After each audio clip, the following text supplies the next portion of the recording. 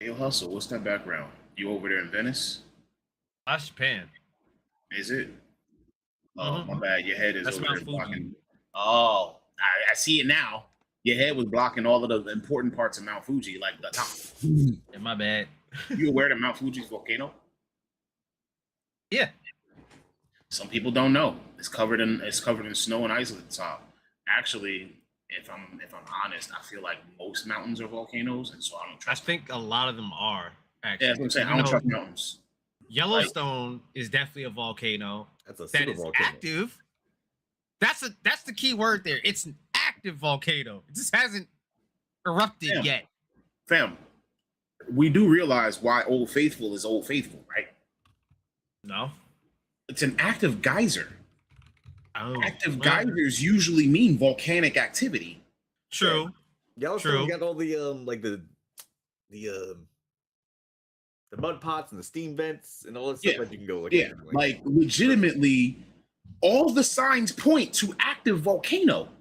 You know what's the crazy part though about that? We have no plan for that. And there's no big ass plan if Yellowstone ever erupts. that was the whole premise of that movie 2012 with John Cusack with the Yellowstone super volcano goes Yeah. off, destroys the world. Well, scientists say it wouldn't actually destroy the world, but it would ruin at least our country because of all the ash in a good portion of like the Northeast. But like the rest of the world would recover fairly well. We'd be done for though. Oh yeah. That ash alone would just like decimate the Northeast. Well, they claim that if a full-on eruption, What up, the Spunny?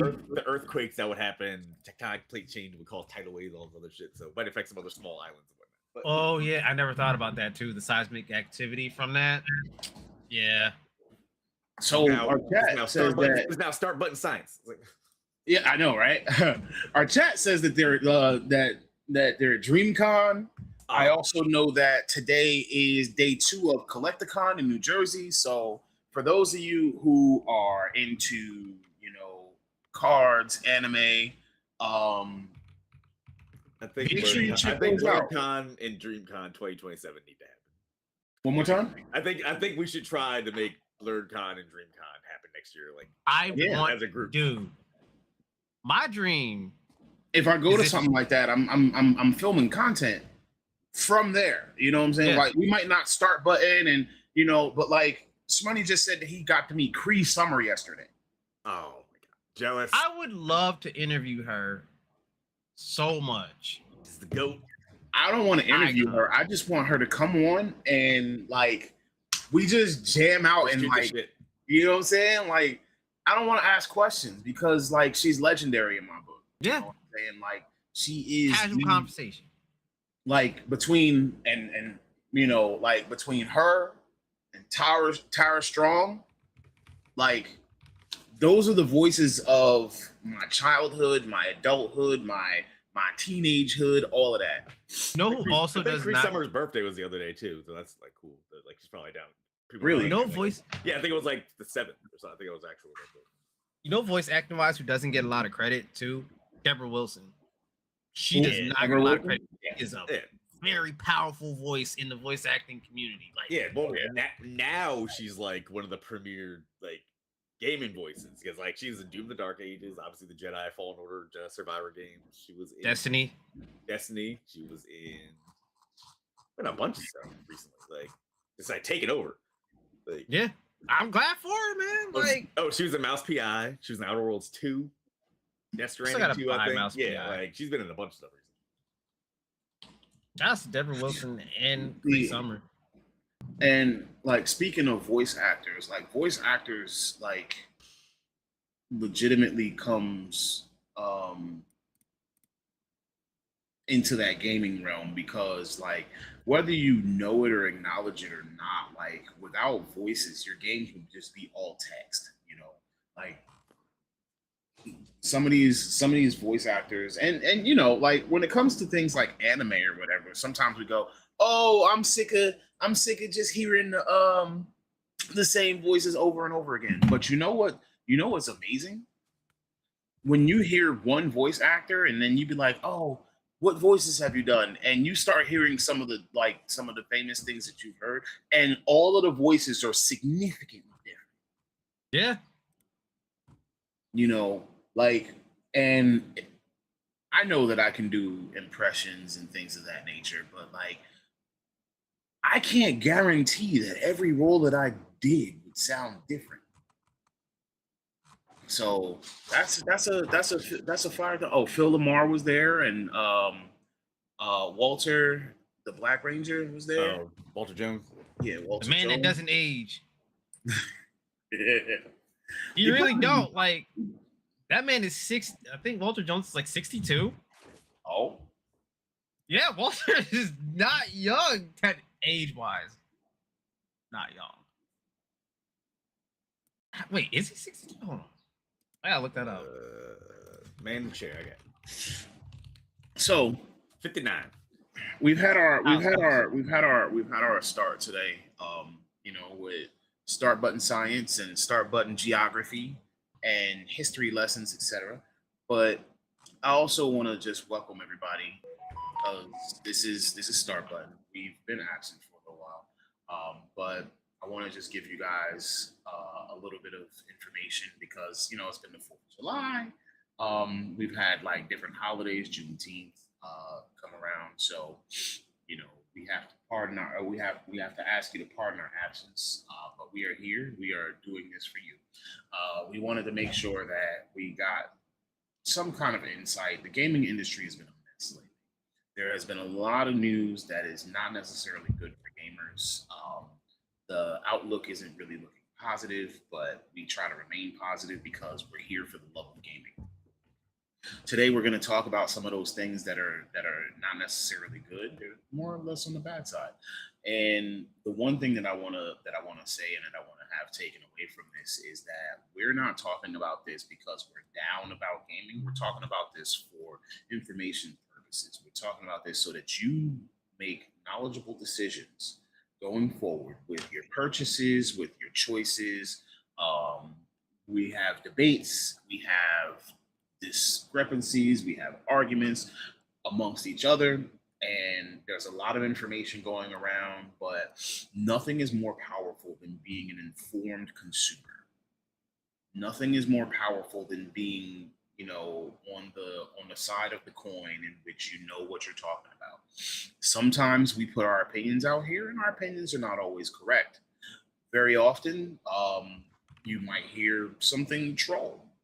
You might hear someone playing devil's advocate. We're not going to let you know when we're trolling, and we're not going to let you know when we're playing devil's advocate. But for the most part, because I see you hustle. I see you do it. For the most part, for the most part, that's what we are actually trying to make sure that those of us who view with us are informed after our research, after us deep diving into all of this stuff, having extensive conversations and debates amongst ourselves before we bring these topics to you. And if we bring you bad news, it's not because we're negative, it's because it's bad news. And the one thing that I do want Start Button to be about, more or less, is celebrating gaming. We actually had episodes where we just glazing games, where we just celebrating gaming. And I know that sounds wild, it sounds crazy to say glazing games or whatever, but I want us to be about celebrating gaming because this is what got us here. This is something that we love. This is the whole purpose of this show. So if you guys have anything that you want to call out, anything that you want to kind of mention when it comes to gaming and celebrations, or anything that you have about gaming news, like our Instagrams are right here on the bottom of the screen for you. Like you can always feel free to hit us up on any of those platforms. Just have a conversation with us. We're open, and I'm very responsive. I can't speak for anyone else, so I'm not gonna say we're all responsive or not or whatever, because we all might be, but feel free to hit us up. Just send us a message and we'll definitely try to get back to you, or we'll try to even incorporate it into the show, especially if it's something important or if it's something that's coming up a whole lot. With that being said, I just want to introduce here here. We got Mr. Raijin and Mr. Hustle, along with myself, King Anarchy. I mean, we may have a special guest. We may or may not have a special guest. Who knows at this point. I'm not going to keep up with it. I'm just going to keep on doing what we do. We're here for the love of the game, and so we appreciate you being here for the love of the game too. Now, over the past couple of weeks that you haven't seen us, there have been quite a few things happening in the industry. Between Microsoft announcing that they're laying off a ton of employees, and we just hoping that some of our friends of the show aren't affected. Between Sony announcing that they're no longer going to be doing physical games I believe it was after 2027. 2028, whatever it was. So it was after 2027, yes. Yeah. So Sony no longer going to be doing physical games after 2027. And then Microsoft raising the prices of their consoles again. That was another thing that got announced. Everyone raising their console prices once more. So Nintendo's next console increase is coming in September. Yeah, they announced earlier, but September is when it goes into effect. And then we also have the release of the Steam machine, in which the console price does not look very good either. Price to spec, it just doesn't look good. It's a great way to have someone who is a computer gamer have access to Steam, and it brings accessibility to Steam, but the price just does not compute, because even the Steam machine's basic console doesn't come with a controller, which I imagine that you could keyboard and mouse on a Steam machine. You can, like Xbox controllers work on it, PS5 and PS4. Yeah, every controller works on it, but it's just more so. It's like fresh out the box, you technically can't use it. You just technically get a brick. You have to buy other peripherals to make it work. Right. But so it's all about, and the argument is always, well, that's why I get a PC, or that's why I play on PC. And look, we understand that too. We understand that there's PC gamers, and a lot of this isn't really going to affect you as a PC gamer. If you're PC only, it's not going to affect you. I've been someone who has always had a console. I probably always had at least one of the two major consoles and a Nintendo console. I am now, an owner of a Nintendo Switch 2, because I wanted to get it before the price increased. I just wanted to, we still have to think about those people who maybe can't afford to shell out, $2,000 for a gaming PC, or who may not see PC gaming as their thing, because no matter how you cut it, if you were to buy a gaming PC now, if you put together a big gaming PC for somewhere around $1,000, $1,000 was always considerably higher than what you would be paying for a console. But now those lines are starting to blur. I was gonna now say your consoles and your gaming PC at your entry level or low end gaming PCs are almost at the same price point. So now you have decisions to make. The one thing I will say is, like, when you buy a console, you get a controller, blah, blah, you usually probably have a television in your house somewhere that you can put it on. With a PC, you still have to buy a keyboard, mouse, monitor, other peripherals. But if you don't go crazy, you're still not increasing your price by too much. Well, $1,000, it used to, at least before the massive hardware price increases, $1,000 you can build a it used to get you decent straight for at least. Yeah, that's considered a low end to an entry level PC, because that gets you games. It doesn't get you amazing performance, but it gets you games. You can at least game on medium. Yeah, on medium. That's specs. what I mean. That's considered a low end to an entry level. It's not a trash PC where you're going to be like, I can't play this game because my PC's. You know what I'm saying? That's why I call it a low end to entry level. So around $800 to $1,000 was usually your step in.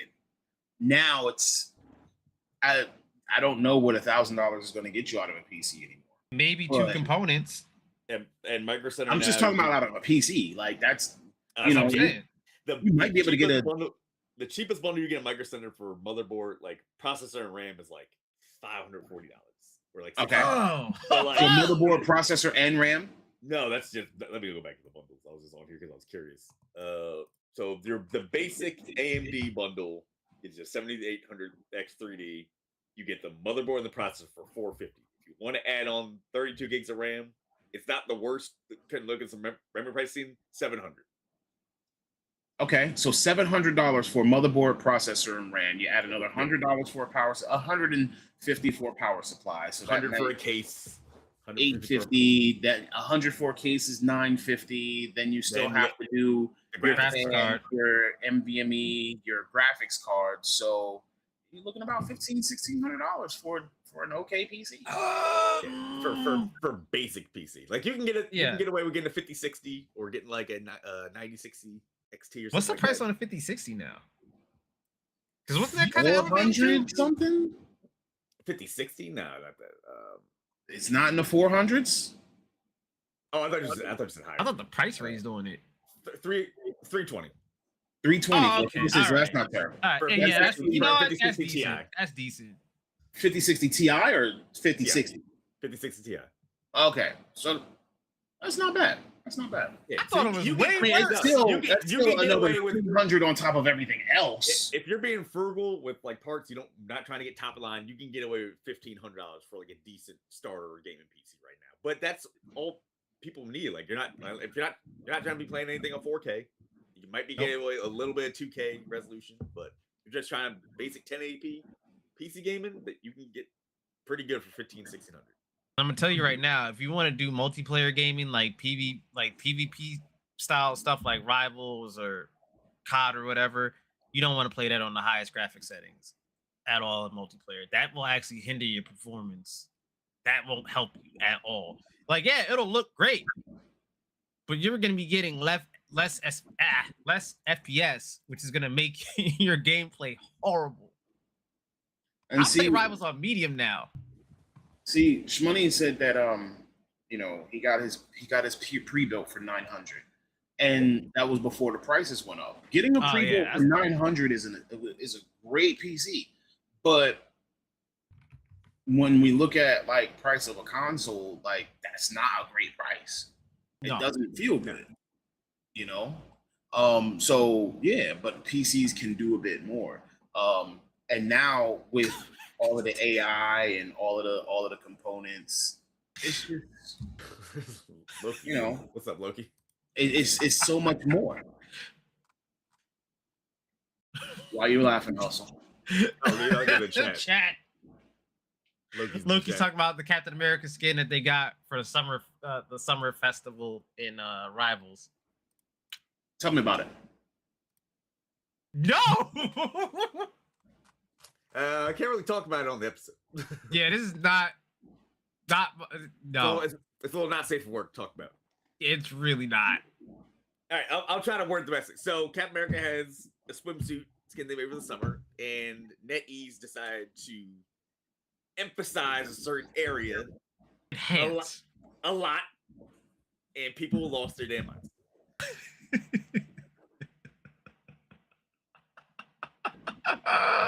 That man's selling hot dogs.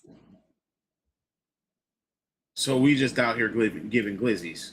Yes, Yes. and that's what they wanted to do for some reason. They were like, "Well, we gave all this." Well, good, I mean, only- We only did just get wrong." past the 4th of July. I mean, it was right on time for that. So They wanted to emphasize America's glizzy. All right, that's where it came. It's crazy. That's crazy. America's weekend. Get it?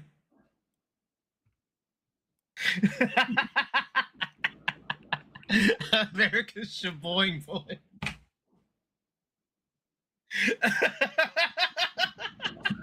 All right, so Anyway, moving on. we haven't even gotten. Oh my god! I did not just see that. America's. I did not just see that. That is the wildest statement I have seen today. Wow. Wow. We've been on for a total of like 12 minutes. That's a record.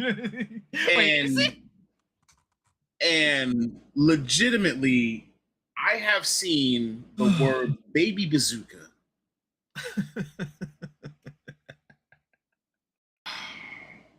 Okay. Before we get into today's topics, I want to start with our normal question that we ask. It's our question of the day. And this is going to be a good one for you guys. So, as we know, with Sony announcing that they're no longer going to be doing physical games, there's also no longer any PC physical game because who uses disk drives when they build a PC anymore? And I'm sure that everyone else is going to be following suit soon as well. Nintendo already has the game card issue with their Nintendo Switch 2, where even if you buy something digital, you have to load a digital game card. Yeah. But whatever works. So anyway, what is the oldest physical game you still own, and why do you keep it? Oldest. Oh wow. Oldest?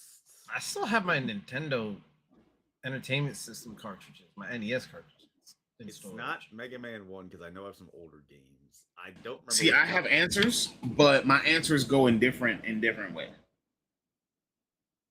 I think I do still have copies of Final Fantasy 1 and Castlevania 1, which were before Mega Man. I just forget which one specifically out of those. I'm having difficulty hearing you. I'm sorry. Can you speak up a bit?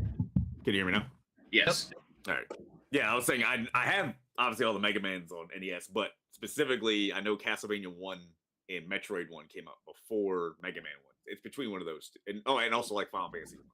It's between one of those three is like the actual chronological oldest game I got. Super Mario Brothers 3 on NES. That's one of the oldest ones I own. I believe I may still have a copy of Mario 1 / Duck Hunt. I have that too. Also, Mike Tyson Punch Out. I don't have that. But I also want to say that I've had some. I have some games that I won't let go. Like especially Dragon Ball GT Final Bout for PlayStation. That is a rare one to find in English, even though they even remade it. So I think I have it in English and I had it in Japanese. I have a harder time not like when I go to like because a lot of the conventions I go to they'll have like retro game stands. So some people selling stuff. I have a harder time finding Ultimate Battle 22 than Final Battle. Oh, UB22 never came to the States. It did. In English. It did. It's a very rare. Oh well, then there you go. But it does exist. Yeah, because that was before Final Bout. So Dragon Ball Legends, Dragon Ball Ultimate Battle, and Dragon Ball GT Final Bout were the three games for PlayStation. I've had all three of them at one point in time. But Legends was extremely hard to find. And I don't know how I was sourcing these items back when I was a kid, but I was doing it. I was finding them. So I definitely understand. But yeah. So these are some of the physical games that I won't let go of. And then on top of that, like they're trying to like crack down on emulators in various places. So that's why I don't want to get rid of like some of these physical games. I still have the consoles to go with them. I still have an NES, Sega Genesis. You know, I still have my Sonic and Knuckles cartridge with Sonic 2. And you know, like, yeah. Shit, I remember I bought recently a Sega Saturn. I've never owned one of those. I did a long time ago, and I think my mom sold it, but like, yeah, because you definitely had it when we were kids, and then did she sell it towards her Dreamcast? I don't remember what happened. I forget what exactly happened, but yeah, you definitely had one, and then you got the other one. Yep.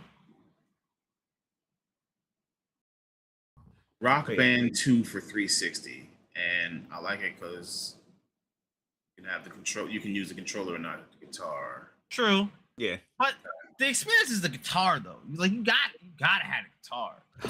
That OG first release of Rock Band, that was such a fun ass time. But yeah, I would hope Tim still has a lot of old systems and games. I would think. Was it Rock? So Guitar Hero was first, right? Yeah, that Yep. came out like 2003 or 2004, whatever it was. And then Rock Band came later. Yep. We're gonna have to one day deep dive into the rise and fall of the music games. Because I know that Ubisoft is still making Just Dance. Yep. For some odd reason.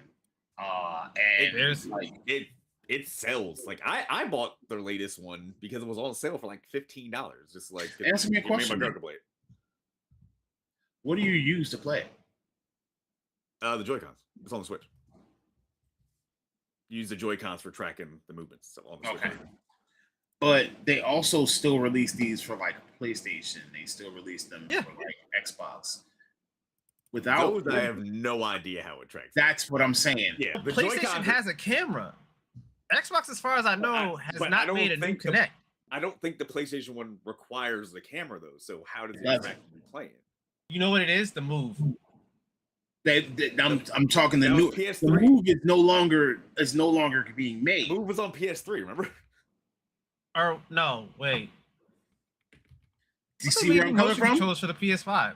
You see where I'm coming from? Yeah, that's what he's saying. What does the PS5 version, if you don't have the camera and the Move isn't a thing anymore, because that's been for 2 generations, how does it track your movements? I'm assuming the controller. The The controller still gyroscope has in the gyroscope and controller? That's the only thing I can think of. That's the only thing I can think of. I think if you just sit and move the controller like this, then you're just gonna get points. No, you're just gonna be like, you'll be like,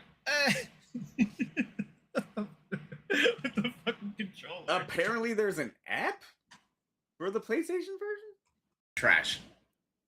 Use the Just Dance controller app on your smartphone or the PlayStation camera to track your moves. So I if you guess don't have the if you use PlayStation camera, then you have to use the smartphone app and then it tracks your phone movement. But who wants to? So your phone gonna be running hot. Your phone gonna be dead after like 3 songs. Not wrong. It's a very accurate description of what it would be like. Yeah, that's so Your weird. phone gonna be molten lava. That's why I got it for the Switch because like I played it at my friend's house a couple times and I was like, oh yeah, this makes sense. This is the easiest way to do it. Like, Yeah. So I didn't even think of the other platforms that how it work. To be honest, I never thought. They're like I said, the game is still you know. All right, later, shmoney.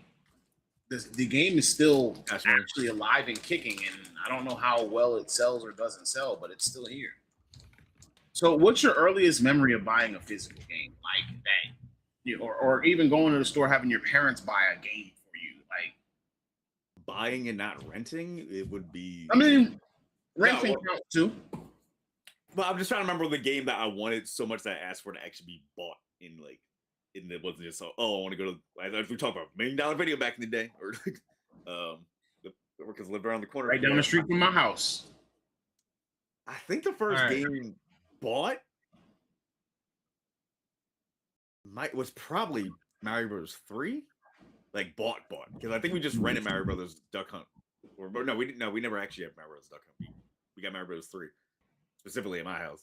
Yeah, I think it was Mario Bros. 3 for like game bought.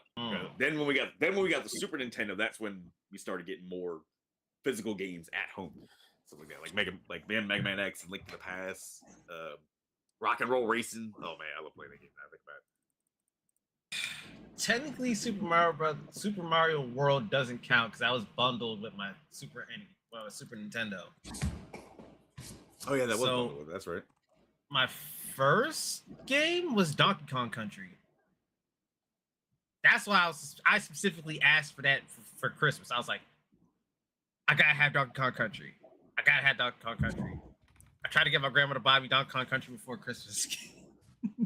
She was like, no. The craziest game that we got bought is like I don't even remember how we heard about it, but like me and my brother begged for Earthbound Super Nintendo. For what? Earthbound. NES Okay. and everything like that. It was like the huge box came with the strategy guide, the scratch stickers, the posters, everything like that. That was like the craziest game release, like as far as like a collector's edition. But that was just a regular edition of the game. There wasn't a regular like small Super Nintendo box of Earthbound. They were all sold in that crazy big box.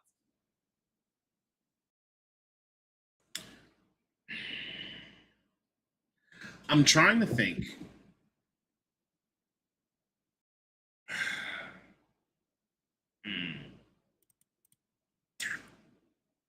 I'm trying to think what game was it that I actually bought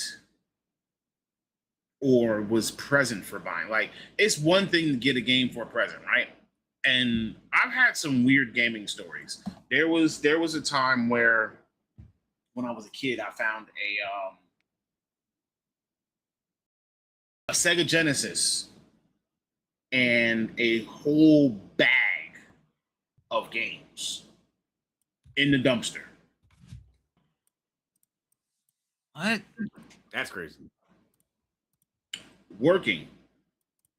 I mean, I might have had to do a little something to get it, but a Sega Genesis and a whole bag of games in a dumpster.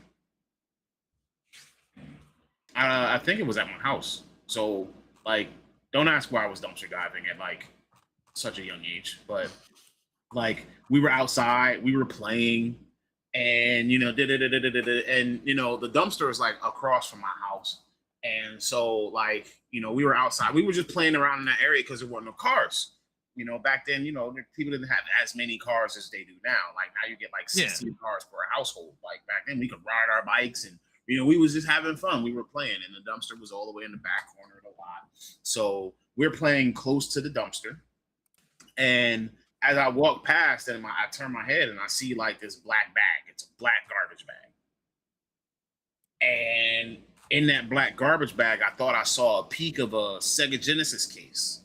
And you know the Sega Genesis cases, they had the Big red on the side. Yep. They were big black cases with red on the side. And I was like, Hold up. Wait a minute. Is that a Sega Genesis game? Hold on. Hey yo, y'all go ahead and keep playing because I gotta check something out in the garbage. Like I gotta go in here and there's a thing. Like I need to look and see. So like me still being a kid, I don't climb all the way in the dumpster because it's reach into it. But like I'm reaching into the dumpster to try to get my hands on this bag that wasn't like closed and shut and sealed. Like it'd be different if it was like a shut sealed bag, because then like obviously I'm in the dumpster diving for real. But like I was reaching on in this dumpster and pulling out this bag. It didn't have any other garbage. All it was the console and a grip of games. And so like I wanted to like I only went to go check to see if the like if it had a game in there, you know, and I grabbed it or I got it and there was a game in there, so I pulled the whole bag out and I'm going through that. I'm like, yo, man, do you know that bag eventually? Well, not the bag. I don't know if the bag, but that stuff made it into the house. How much you want to bet? How much you want to bet? Or here's who I think it belongs to. I think it belongs to some grown man who probably got in an argument with his girl. She's like, all right, you want to act right? Cool. When you out, I'm about to toss your Genesis out with all your games. Hey, yo, that's crazy. I almost guarantee that's what happened. He probably either got caught cheating or he's been playing the game too much. Probably playing the game too much. She's just like, all right, well, no more of that. Toss that out. It's either that. The original Madden was in there. Oh yeah, it was grown man. Yeah, it was grown man. Like, I wasn't care about playing Madden at that age. Like, no, most kids weren't. That's a grown man in there. I was like undefeated. My sports games had to be more. It had to be NBA Jam. Like NBA Jam or Super Baseball 2020 or like Blitz. I had like Tommy Lasorda Sports Talk Baseball. I think NBA Jam was in there. Like there was baseball game. There was all kinds of stuff. That's a grown man. That's a grown man console that you had that you got your hands on, and a pissed off girlfriend that tossed that shit out. Yeah. So I mean, I'll say his benefit. Yeah, shout outs to her. You know, shout outs to Shorty that tossed her man's console away because Tone leveled up with it. I mean, that was me getting my start as a kid. You know what I'm saying? Like that's not the first console I had, but like the first console that I had was a Nintendo that we had when I was young. But then even beyond that, there was one day like the first Sega Genesis I had, my dad came home with it, and I remember him coming home with it. And we were playing Altered Beast, and then we were playing like Michael Jackson Moonwalker, and then like it disappeared after that, and I didn't know what happened to it. And then I was told that I was imagining things, so I was getting rage baited, and I felt like I was getting played. So, you know, my memory like works that. well. My memory works well. So, anywho, how do you feel about the shift to digital only gaming? I hate it. Why? It's taking away the option to have a physical copy. When was the last Like time I you want to bought have the option still. I may not own a lot of physical games these days, but I still like the option of being able to have a physical game. Like maybe there's like fighters normally, like fighting games, I would normally go physical because obviously you want to bring it to friends' houses if they have the console so you can play it with them, right? Like if I have Tekken 8 on physical, I'm gonna want to bring it with me to wherever I go.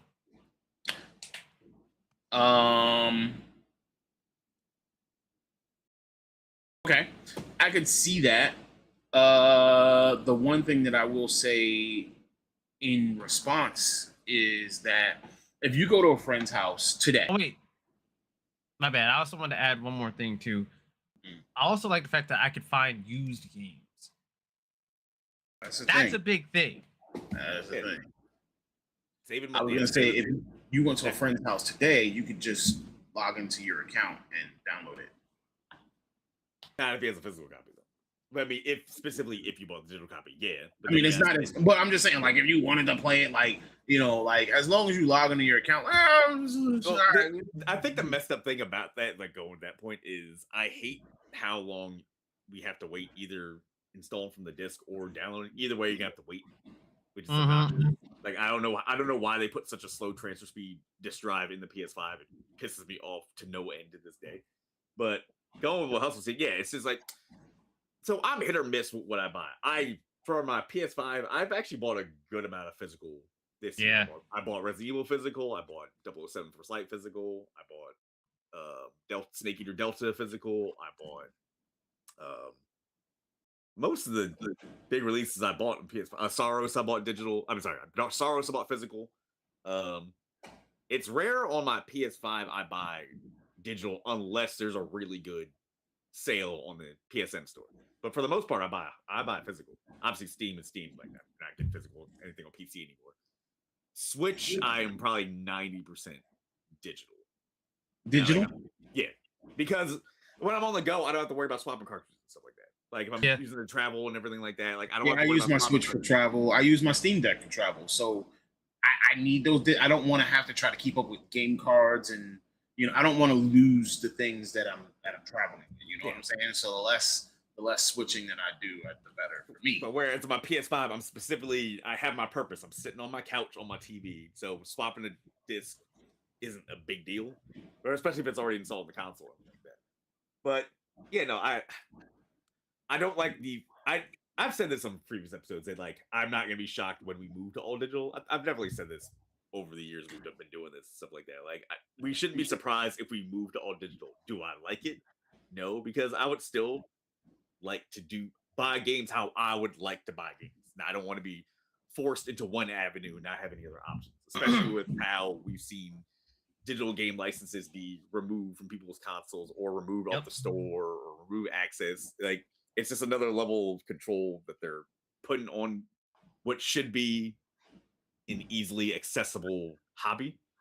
Like as far as like not like cost, because it has a higher cost of entry than some other hobbies, stuff like that. But just be like, hey, this is supposed to be something I'm supposed to do to relax. I'm trying to just sit down and play games. Why are you making it so we have so many more hurdles and hoops to jump through just to play stuff? Do y'all remember that brief, super short moment in time during the 360 PS3 era where they tried to stop you from being able to resell your game by having codes linked to the actual physical disc? Do y'all remember that? It was like a very tiny brief moment in time they tried to pull that bullshit off, where certain games had codes to them, Yeah. and But effectively do you remember using the that code time- that it was tied to that disc. Do you remember the time where Xbox tried to stop it by saying that they were going to require a check for each An game? online check daily. Yeah, that's what killed the Xbox One. Yeah, It killed its hype at first, yeah. Yeah, but like that announcement. What was it? Don Matrick, when he was head of Xbox at the time before Phil Spencer Phil. came in, and like I remember watching that because that's when E3 was still around too. I remember watching that E3 when they made that announcement, and and it's just ironic that Sony is now going back there because remember Sony immediately made that video making fun Xbox, like here's how easy it is to lend your games to people on PlayStation. Wow, that was easy, and like Xbox was getting roasted for a year straight, and then everyone bought PS4s versus buying Xbox One. It's like, yeah, it killed all momentum. It's like Xbox still has not recovered from that era at all, and they probably never will. Like we have had multiple instances of a company roasting another company for whatever practices that they're putting out, and then following up and doing the same thing. Yep, like clockwork. Like Netflix. Oh, you like how they just are releasing a physical collection of Stranger Things, which is ironic considering. Well, even beyond that, like Netflix had the thing where they were like, "Oh, well, you can just share your password. You can just share with your friends." And then all of a sudden, backed off of that. Samsung is another example. iPhone decided that they were no longer going to put a brick in their iPhone boxes, and they were going to save the environment by including less items in the box. And so Samsung was like, well, when you buy a phone from us, you're just going to get the whole thing. You're going to get the brick, you're going to get the cable, you're going to get everything. They made that public announcement, and then I believe a year later, they went and did the same thing. Even some free headphones. Yeah, they weren't the best quality, but like, you got but free headphones. A year later, they went and took all of that stuff out too. Yeah.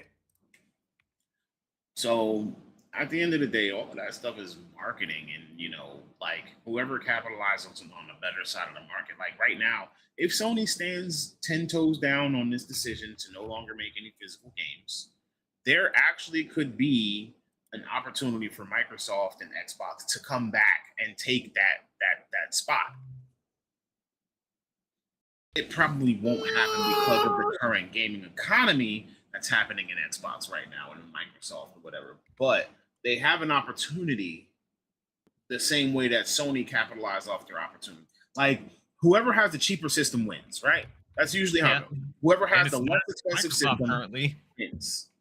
And like the only reason that the Series S probably didn't win over like the base model PS5 that was digital was because of the fact that the Series S was also lower spec. Mm-hmm. Not being able to do 4K gaming probably impacted that. Whereas like a PS5, whether you get digital or disc, it's still a PS5.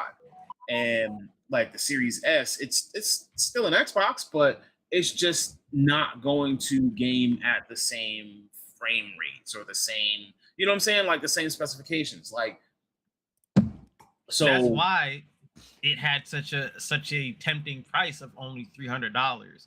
Now it costs as much as a base disc PS5 at launch. $500 for a Series S. That's insulting. Like, come on. What are we doing? Why are we paying $500 for a Series S? Are you yo? The amount of drugs that had to been smoked before that meeting. The Series S arguably performs worse than the PS4, bro. PS4 and PS4 Pro. It's like that's crazy. And now you want $500? $500? What? Yeah, good question. Just a devil's advocate question here. Oh Lord, here we go. What has better performance, the Series S or the Nintendo Switch? Switch 1 or 2.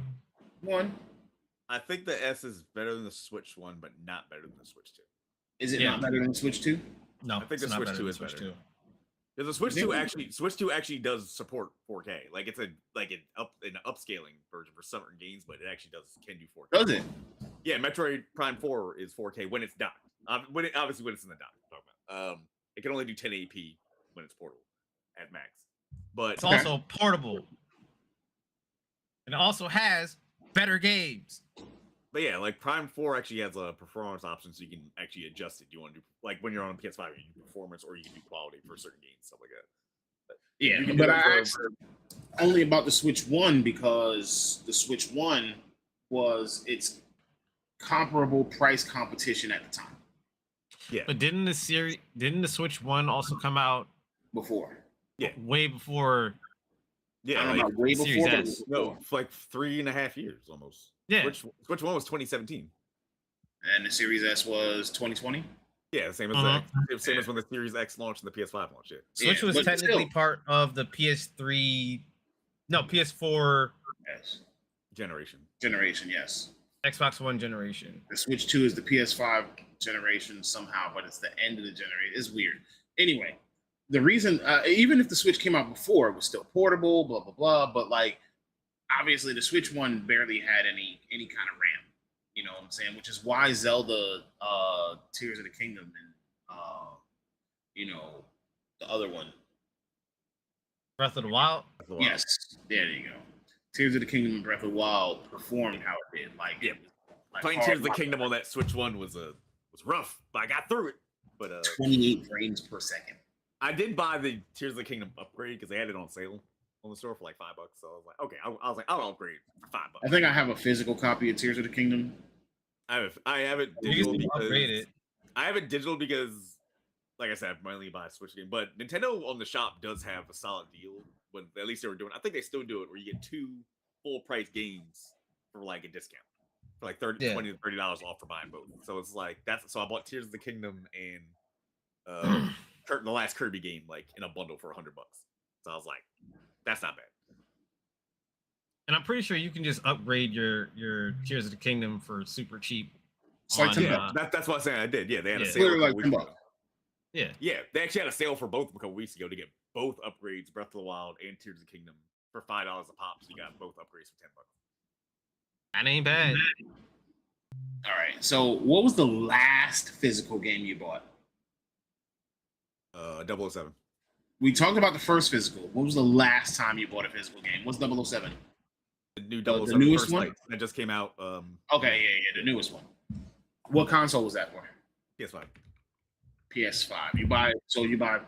You have a physical PS5 collection? Hmm? You want to see my PS5 collection in physical games? Sure. 1 second. That's it. You want to go get mine? I'll go get the whole tower. Why not? All of my physical PS5 games are right here. All of them. This guy is 7.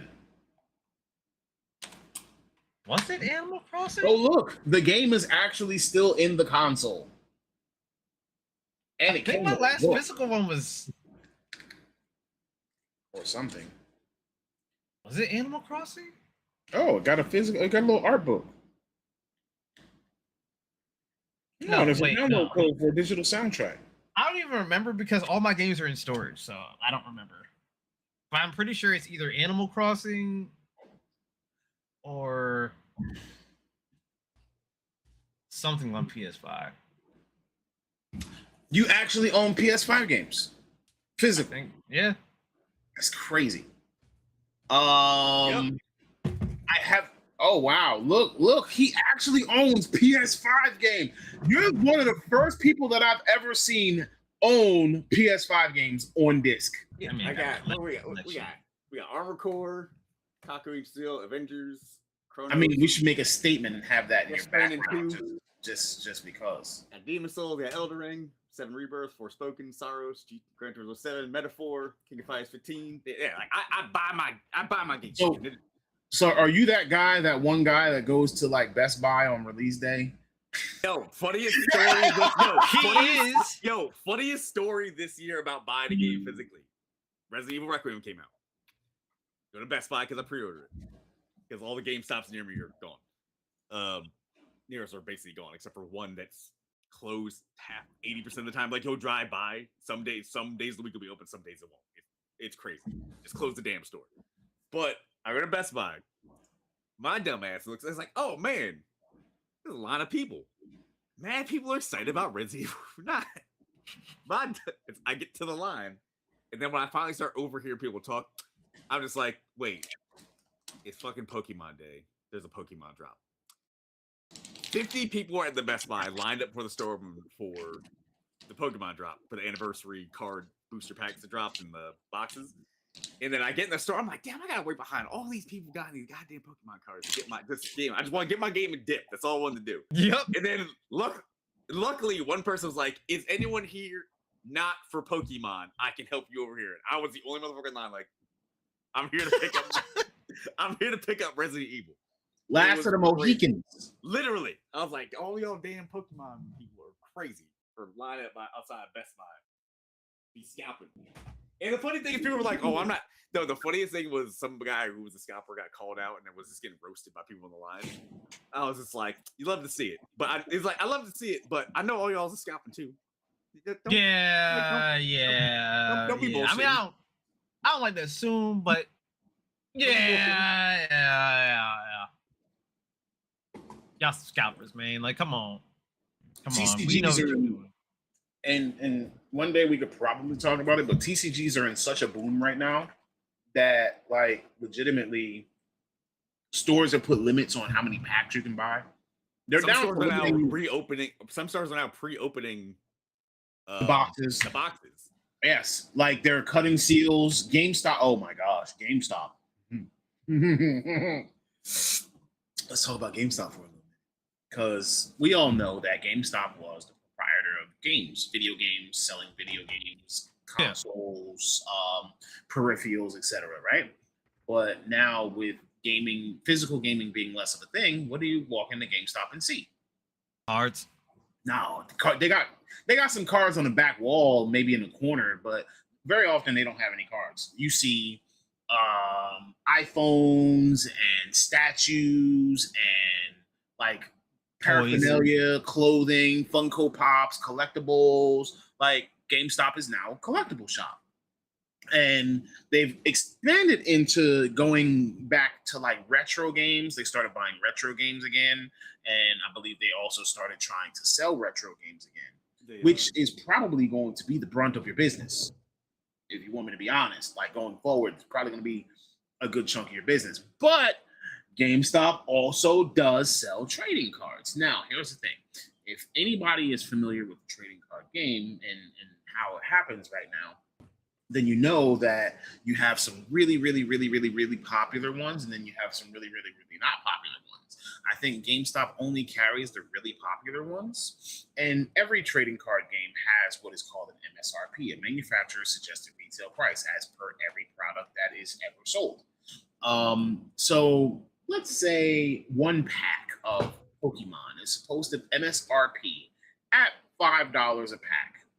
Or you get a box and it's supposed to be $60. Matter of fact, I have an example because somebody actually recently told me that they bought this. So they had a Pokemon product that was coming out. I don't personally do Pokemon, so I'm getting this information secondhand. There's a Pokemon product that's coming out. I think it's called like Chaos Order, or I don't know what it's called. Whatever it is, whatever's coming soon or about to come out or whatever. There's a box that's supposed to be like $40, $49.99, something like that. Dude told me that he pre-ordered at GameStop. What was his price? This is a pre-order at GameStop. Is it like a box, like bundle thing? It's one of those little. I guess it's an ETB because it's supposed to be like $50. Like MSRP is $50. 150. 150. The price is right, baby. That's what he pre-ordered at. You just channeled that bullshit so well. And then he says to me, he says, "Man, I'm glad I pre-ordered it when I did because it went up after that." Well, wait.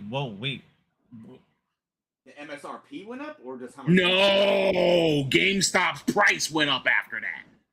That's why. They're called GameScalp. Now I know why GameStop is still in business, because people still go there and buy the bullshit at those prices. They are literally like, I have literally recently seen somebody call them GameScalp.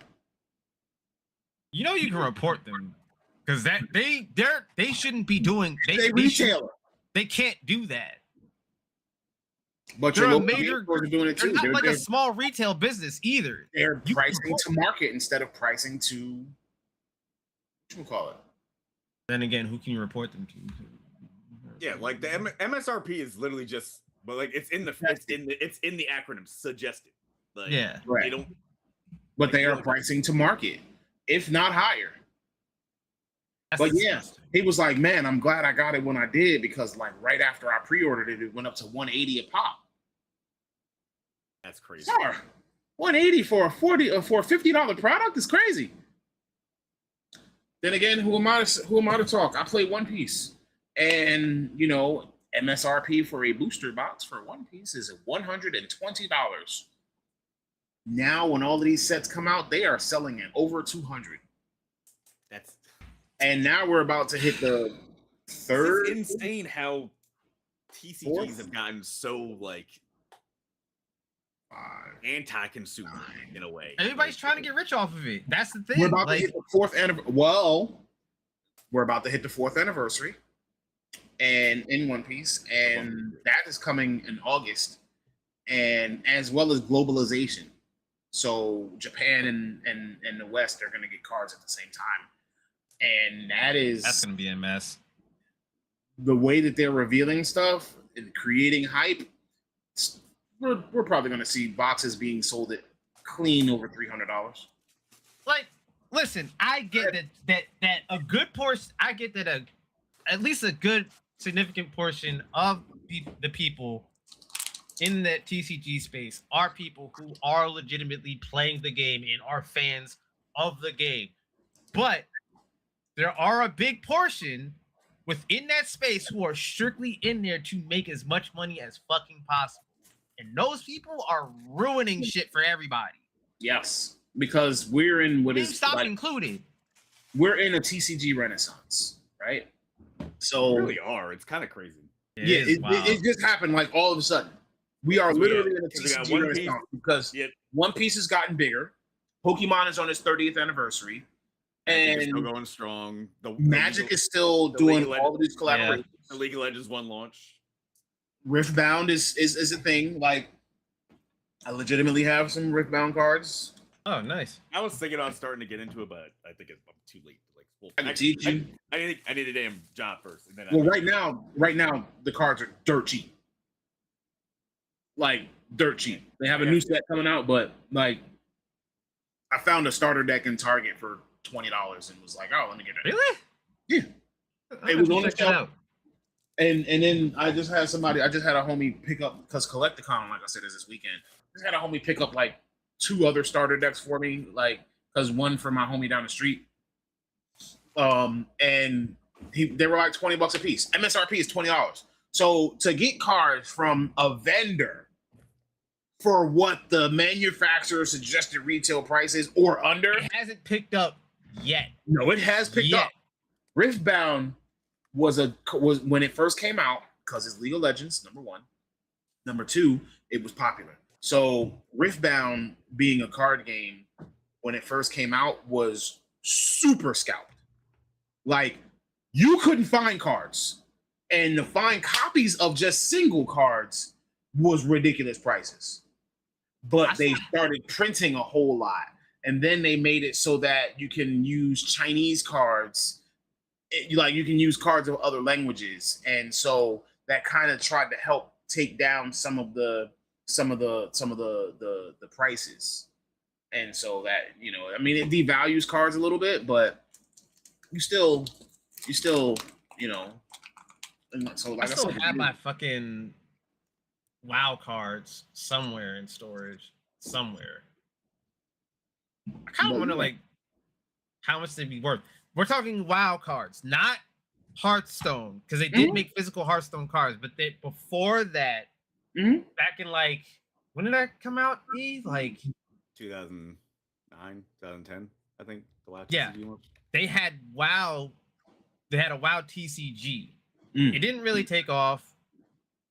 Again, but I assume those cards got to be rare. Oh, no, 2006. Damn, that was earlier than I thought. Well, you got to remember that. So there have been TCG renaissances. Like right now, we are in a TCG golden age. Like if they can think of it being a TCG, it's here. Cyberpunk now has a TCG. I do want to get just those. Got funded on Kickstarter. Pal World's TCG is coming out within the next couple of weeks. Okay, that's stupid. I'm sorry. That's stupid. Listen, I can't hate. I can't hate. I know. I'm happy. I'm happy the developers make money just because they. It's Bushiroad, but Pal World worked with Bushiroad and they got a TCG. TCG. There's a Godzilla TCG. There's a HoloLive TCG. There's what else is coming soon? Bandai just announced a Naruto TCG. Another Naruto. I'm surprised that took so long. You know what I'm surprised by? I'm surprised that Naruto one took so long. Well, they had one before. I'm surprised we don't have a Power Rangers TCG. Yo, what the fuck is Hasbro do? You have Wizards. You own Wizards of the Coast. Is there one game that would make sense if they made one? I just don't know. Is there a Genshin Impact TCG? Because that would make sense. No. I feel like that would make sense. Yeah, I don't know why there isn't. So the Hoyoverse has not gotten into the space yet. But remember that if Hoyoverse gets into the space, it could be a Hoyoverse TCG instead of a Genshin Impact TCG. Like literally, you could do. There's a digital TCG inside Genshin Impact. Zenless Zone Zero, Zenless Zone Zero, Honkai Star Rail. They got another game coming out soon. Damn. It's about to go into beta. I signed up to beta test it. Of course you did. Of course you did. I mean, I also signed up to beta test Monster Hunter Outlanders again too. I did not try that yet. That might actually still have an active beta sign up. So you might be able to go on their website and sign up for this next beta. Ain't bad. So yeah, just have a look-see, see if you can still sign up, and then they're going to be selecting people by like the end of the month. But yeah, like there's a lot. Like while gaming is going down, other things are coming up. People are coming up. It's ironic that physical gaming is pseudo on the way out, but like. But people are buying cards. But physical media in all forms, like cards and music vinyls, are like. Yeah, like vinyls and like people want things that they can hold on to that they can put their hands on. And everything digital is cool because it's accessible. But people want items that they can actually physically hold on to because we lose licenses. We see Netflix take things off. We see Spotify and other music platforms take music away. So we want to have the things that we want. This is why I think I'm predicting within the next 5 to 10 years, I do believe that physical rental stores are going to come back. I think that's going to happen because people are getting tired of subscription services. Why? In this day and age, with the fatigue of streaming that a lot of people are experiencing, if someone were to come out with a physical rental, like you go there, get Blu-rays, Blu-ray DVDs, bring them home, take them back, whatever the fuck, right? That would make a killing. I think that would make a killing if someone were to do that. Bring the Renaissance of Blockbuster. Yo, what a crazy circle that would be. That we go from rental stores, lose them for streaming, people get tired of streaming, and we go back to rental stores. So here's the one problem with that. Late fees? No. Oh. Late fees are not in the late fees. Late fees are legitimately how they actually make the brunt of their money. So the one problem with that is the availability of items to use those physical media on. Because how often do you get DVD players anymore? You still can. You can, but how often do you see them? You don't often they're on a tiny. There's like 2 on a tiny shelf in Best Buy and Walmart. Right, that's what I'm saying. Like you don't often see them available to purchase, and with the consoles not coming with disk drives anymore, that also removes a DVD player and access, or a Blu-ray player, etc. So it means that you would need to start seeing production of media devices. I mean, you can go on Amazon right now and get you a Panasonic Blu-ray player with like 4K Blu-ray. But the thing is, most people still don't. Most people are humans are like a race of convenience and putting in a disc. Like some people can't be bothered to swap discs. That's why digital streaming has taken off so much in the past. All right, so what caused? And I know we're going off topic here a little bit. What caused the digital age to start? What really started this subscription service model? I mean, yeah, like obviously, like Netflix was the main big harbinger of it. Netflix was the harbinger. Why did people decide to start going balls to the wall for Netflix? Because I think it was just the writing on the wall between so many companies going out of business. Hollywood Video going out of business, Blockbuster eventually following them and stuff like that. Your local. Well, Netflix killed Blockbuster, but yeah. Well, that's what I mean. Like, I back when we were growing up, people I loved going to Blockbuster Friday after school, renting a movie. I loved that. But eventually, as time went on, between some stores just not being able to compete with home. Actually, you know what it was? Home media playing devices, whether it be DVD players, become much more affordable. Because remember, back in the day, a VCR was a luxury, and everything like that. Then DVD players started getting cheap when they were expensive when they first came out. Then Blu-ray players were expensive when they first came out. But as they're out, the longer they're out, the cheaper they get. So the one thing I want to say is that remember that Netflix could send movies through the mail. That was what killed Blockbuster. They shifted over to a more digital access model, and now they've successfully killed their own physical media as well. Netflix no longer has physical media; they don't rent out discs anymore. Well, what was the the machine that was in stores you could rent DVDs from? Redbox. Yes, Redbox. Yeah, and that started picking up because you didn't need to do a whole storefront for that. You just right. So, and then Blockbuster had Blue Box for a little while. Mm-hmm. Yep. But now the reason why we shifted over to this streaming platform type of deal is because Netflix and Hulu were available, and you could get the brunt of things that you wanted to watch and entertain you for less than the price of a monthly cable subscription. Then all you had to do was have internet. So ironically enough, people started getting rid of cable.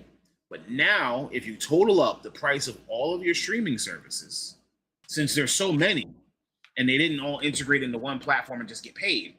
So since there's so many streaming services, and you integrated the prices after Netflix's increases, Hulu's increase, all of these different, Disney Plus, blah, blah, blah, like all of these different platforms and being available, Max, and then their price increases. So after you integrate everything, now it costs more than cable did in the first place.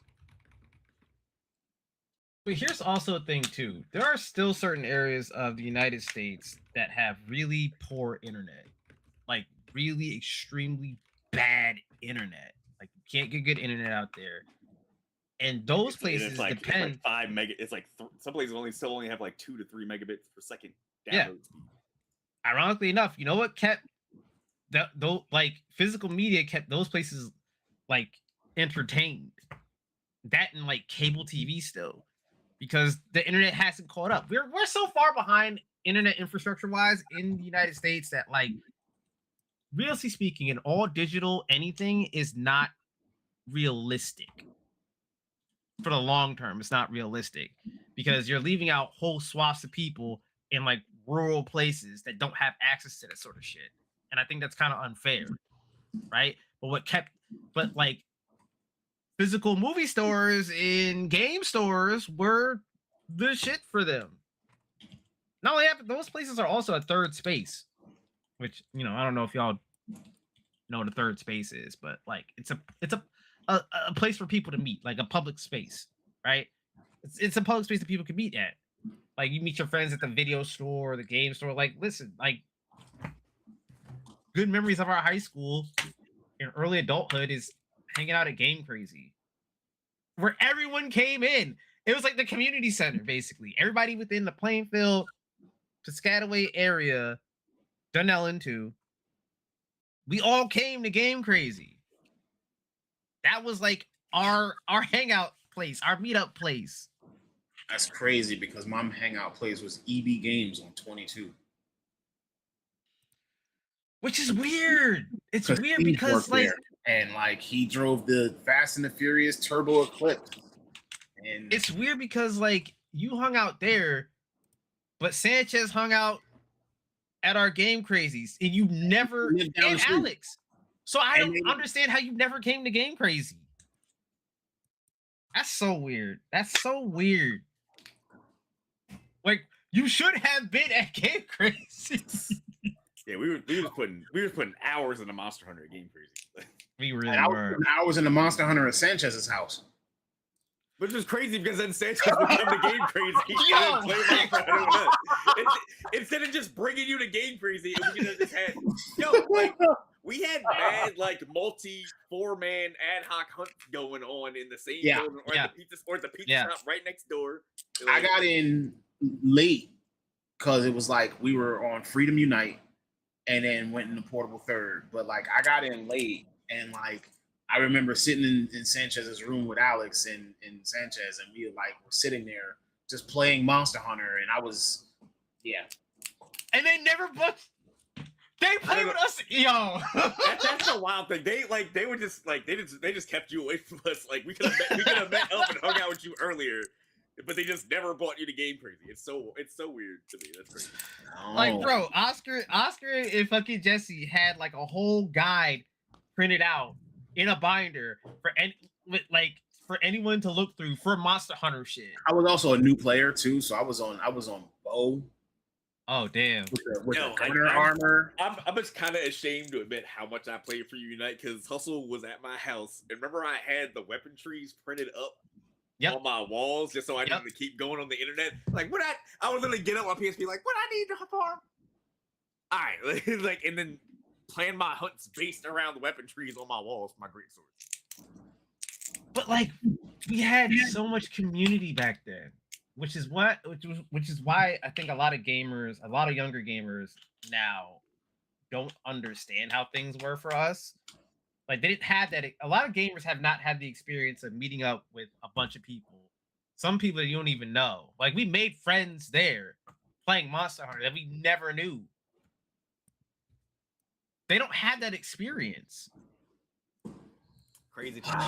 I think that's one of the things where we have an idea of what brings gamers together and how people started their gaming journeys, because this is legitimately the type of experience where like you share a story and like you start understanding that like when I say that I'm traveling, right, and I'm going somewhere, 9 out of 10 times I'm going to meet somebody that I've like in person that I've met in a game.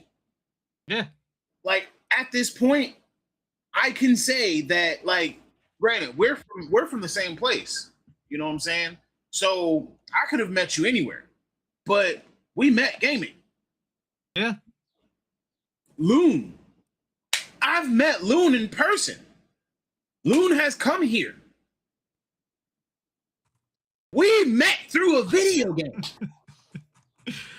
Yeah, man. Like my boy Luffy. Luffy went to school here. And how is it that my gaming homies in Georgia talking about, oh, you know, blah, blah, blah. You know, I'm not about to dox him and give out his real name. And I'm like, nah. He's like, well, he said he from Plainsfield, just like you. I'm like, first of all, I don't live in Plainsfield. I don't know what the fuck that is. Like, Whoa. Plainsfield. Fix that Plainsfield? one. Yeah, he was like, yeah, he from New Jersey. He said he lived in Plainsfield, or he from Plainsfield or whatever. Like, he from the same place. Are you sure? Because right now you're not saying that we from the same place. But it turned out we were from the same place. And we should have known each other. Maybe. He's a little younger than me, but still. To be fair, Plainfield is deceptively large. It's like 2 miles wide. No, it's 4. But yeah. Plainfield is big. A lot of people don't realize that. Like, I don't know nobody that lives on the east side. I barely know anybody that lives on the east side. I used to walk the East End just for fun. I've been all over this town. He was just younger, so you know, like the gap in between, like when I graduated high school, I don't even think he was in high school yet. So I was not trying to meet nobody that went to Maxon or get to know nobody that went to Maxon. I mean, we were the bad kids, but like when I was in high school, yeah, technically. Yeah. yeah, you're right. Our kids were technically the bad kids. We were the ghetto. The fact of the matter is that, like, I should have known him. I could have met him in my adult life, and I'm meeting him, somebody from here, through somebody that I'm gaming with from Georgia. It's a small world, man. Yeah, it's crazy. Like, if I go to Louisiana, I can hit up somebody. If I go to Florida, I got people that I can meet up with. Texas, actually, one of the craziest small world things is that around the corner from where me and Hustle live now, a buddy of ours that we raided WoW with for like 3 years, I can walk to his house now. Yeah, that's crazy. Like, that's wild as fuck. Like, it's still wild to me that I met you so much later in life, and like literally, we've known the same amount of people for the longest fucking time, and just never lived around the corner from each other. Yeah, which is why I've played over there numerous times. Never ran into you ever, because you knew Aaron. I used to go over his house regularly. You knew Sanchez. You used to go over his house regularly. Mind you, they were down the street, and I hung out with Aaron's older brother. Yeah, like me and him were like thick as thieves in like middle school, high school, like elementary, like bro. Which I don't know how I never ran into you if you've gone over to his house when I was hanging out with Aaron. I don't know how that's never happened. Mm-hmm. Or maybe it did, and I just don't remember. Mm-hmm. That could possibly be a thing where we've ran into each other, but I'm obviously hanging out with Aaron. You're obviously hanging out with I think Aaron passed away, didn't he? Yeah, he did pass away. You was hanging out with Latif. That was his brother, right? Yeah. Yeah. You was hanging out with Latif, and I understand how we did intersect middle school at that point. Like I know their sister. Like nobody knows their sister. She was that much older. Like I never met the sister. I've met her. I never met the sister. I know she exists. Had a conversation, like, you know, like I never met her. Yeah. I mean, I don't know if she would remember me now. I don't know if I would recognize her now if I saw her either. But still, like back then, like nobody even knew they had a sister. Yeah. So listen, small world, bro. I'm telling you, like Jersey's a small world. Me and you went to the same school, and I ain't never met us. Well, we went to different elementary schools, but you know. But we were in the same middle school at the same time, and I'm pretty you. Hold on, you were in middle school with Rosa, right? Me and you were in the same school because I was in her little brother's class or her little sister's class. Her sister was in school at the same time as us. You gotta Rosa remember, was too. When Rosa was in 8th, I was in 6th. Okay, yes. Then yes. We were in school at the same Yeah. time. So we were in school at the same time, never met each other. I'm guessing you were in like Patches or whatever the thingy was called. Whatever. I don't know. When I started, the school was only 7th and 8th grade. By Yeah. the time I Oh finished, yeah. it When I was 7th there, and 8th. it's when they just started 6th grade, I think. Yeah. So that's what I'm Yeah. saying. Like the school was 6th, 7th, and 8th, and like out of the 6th graders, I think I only knew her sister. Yeah. I was in the same class as her sister. Yeah. And everybody had to wear them blue shirts, and I was like, oh, wear uniforms. No, wait, no. We didn't wear uniforms. Patches wore uniforms. They had the blue Patches shirt. That's it. That I knew of. No, we did not. Whatever. Again, we talking a long time ago. So Jesus, dude. it's crazy that I actually went to middle school 30 years ago. Yeah. Ah!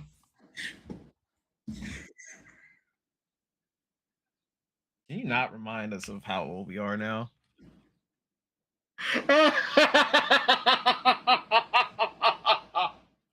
I had to look at the date. I was like, when did I graduate from elementary school? Yeah, that was 30 years ago. Yikes. Oh my god. Oh, goodness. I just realized, Hmm. It's been 30 years. Yeah. Officially. That's It's officially been 30 years since we've known each other. Yep. That's ridiculous. I've known this nigga for 70% of my life. No, 80% of my life. Yikes. Oh my god. Crazy. That is We crazy. old. But yeah, We're seasoned. yeah, sure. Dry age. Wait, no. However you want to make yourself feel better. Dry aged is Dry crazy. age. But not dry though. Like he said, we're seasoned. We're dry. Dry aged is wild. Okay, age minus the dry. Let's go back. We to are. season. We're seasoned. What do you call aged wine? I forget the exact. Usually, I just say like it's just been aged. I don't know. I forget the specific. I almost said fermented, and I was like, no, that sounds horrible. Yeah, it's not really fermented. You do that for food. So like, Or Carolyn Levitt.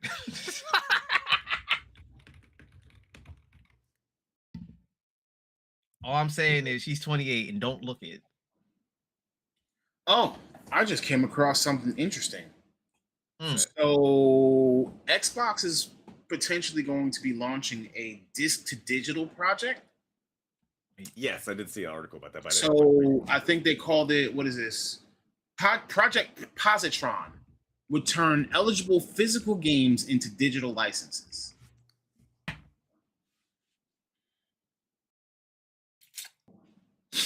You see the face?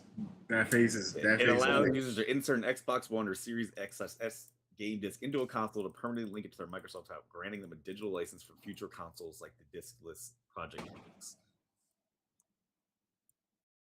I mean, it's a step in the right direction, but Yeah. is it going to work for every game, or is it going to give me like specific games that you do? I'm gonna tell y'all something though. If you Like, will it only work for Xbox first-party titles and no third-party titles, or something Yeah. like some nonsense? don't get rid of your disc, when you do that, don't do it. No. Because you know a lot of people are like, oh, now I have it digitally, I'm just gonna get rid of the disc. And then they take that license away from your ass. You'll be sitting there pissed off too, like, I can't believe it's like, oh, you got rid of your disc. Always keep your disc. Even if like that shit, it sounds good. It sounds good on paper. It does. But what's the guarantee and promise that you're not going to take that digital license away from me? Because this is what the problem is with all digital. I don't know whether or not I get to keep the license. Steam, I can still download all the shit that I bought that's no longer there on the storefronts no more. I can still download Deadpool if I want to. I can download legitimately dead games still. I still have access to that. I don't know if PlayStation, Sony, and Nintendo are going to uphold that. We already seen what happened with Ubisoft. Ubisoft said, "Guess what? You don't own the Crew 1 anymore." The only took it away digital from you. platform that says you own your games is GOG. Yeah. What is it? GOG, Good Old Games. It's Okay, majority yeah, like yeah, older yeah. PC games and stuff like that. But they've said no, you own your games. It's not just a license or something like that. You can re-download it, play it on Linux, play it on Mac, play it on PC for compatible stuff. But like you own the game that you bought. Okay. Yep. DRM free too. Yep. I actually need to start buying games from GOG. I haven't done that. I think I got Cyberpunk from GOG. I have Cyberpunk through GOG. I have Witcher 3 through GOG because I think CD Projekt Red owns GOG now or something like that. Or no. Or Yeah, or it's they something have like a that. stake in it, or they have a stake in it. I think they have a stake in it. Yeah, definitely. So I know that they're associated. No. CD Projekt Red did own it, but the original co-founder of GOG bought it back from CD Projekt Red. Okay. So it's independent. Oh wow, that's dope. Yeah. So yeah, like that's but with that being said, there's a lot that that we could dive into. We still have more like 30 minutes. So before we finish out, there is something else that I wanted to discuss. We did talk about, the birth and death of gaming, and I think that we'll have more to talk about with it later. As far as gaming goes, like I don't want to kill it completely right now. So the next thing that I want to get into is that it's been a rough year for a lot of the biggest names in gaming. We've been talking about Microsoft and we've been talking about all these transitions. So ID Software, Obsidian, Microsoft, these are studios that we all recognize. We all kind of hear those names and we associate it with something that's a popular memory or like that's a good memory or whatever. So they've been making headlines lately for all the wrong reasons. Over 130 employees were laid off from ID Software. They have one employee left.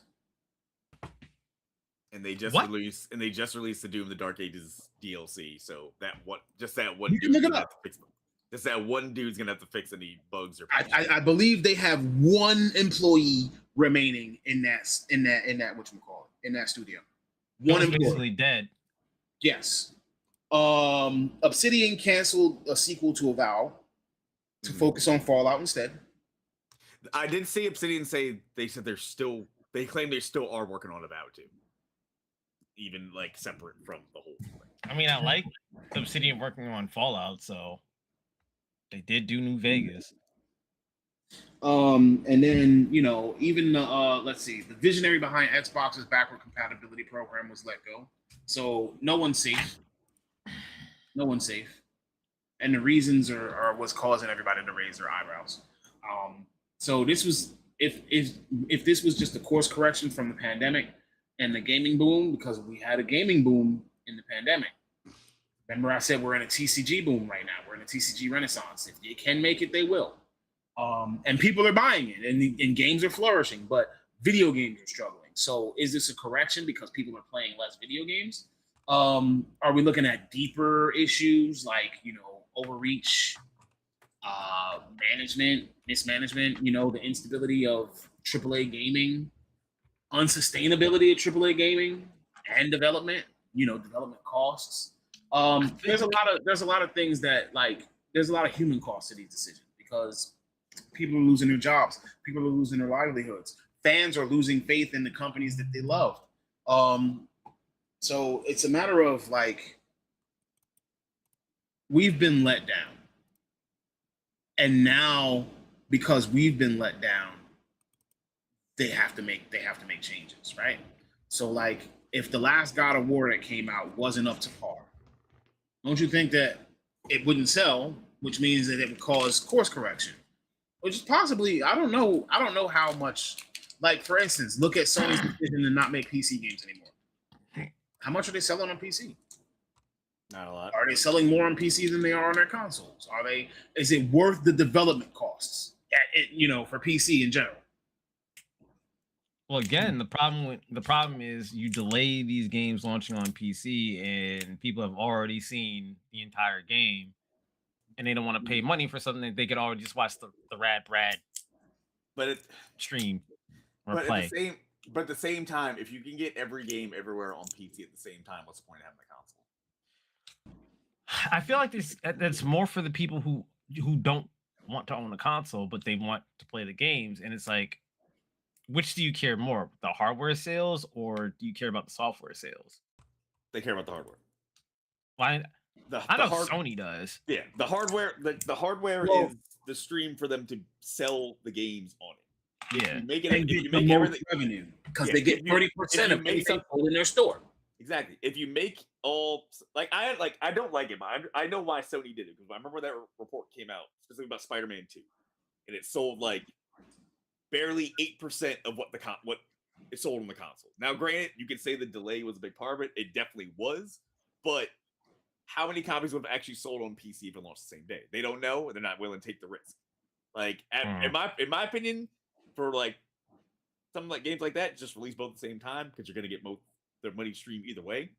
Yeah. But the thing is, Steam takes a bigger cut than a lot of other other things like that. They take less of a cut. They take more of a cut than Epic. They take more of a cut than GOG. They take more of a cut than Origin. If people will still buy stuff on EA and Uplay, that's on them. Whatever you want to do. But Speaking of EA, yeah, Like, you can take the risk. You can take the risk of not releasing a multiplayer game at the same time as the console version of it, right? Because that's multiplayer. I mean, what most of gonna keep Sony's going on. exclusives are single player.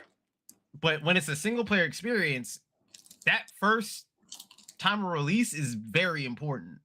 Correct. Because now that we live in the age of, if this wasn't the age of social media, you could probably get away with delaying the single player version of a game out because chances are you're not going to get spoiled, right? Before the age of social media. Now, if you don't get that shit the first day, that game is spoiled for you. It's like, well, what's the point? People making memes about spoilers and shit from the game. You're sitting there like, oh, what's this mean? Oh, now I just know the entire story of the game. I don't want to play it now. I had a quick question I forgot to bring up in the group chat. It's a real quick question because I see it circulate TikTok a lot. And I don't know.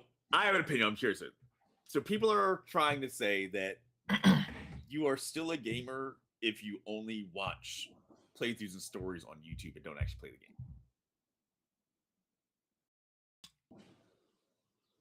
Like they say because like the cope, in my opinion, the cope people try to say is because you're still consuming the media for it, but you're not supporting the studio, you're not buying the game, you're only supporting the creator you watch that uploaded a playthrough of it, and you watch the whole thing. You know what? You still Hold enjoy on. you still Let me ask a enjoy question. games. Let me ask you a question. Are you a racer if you watch the races on TV?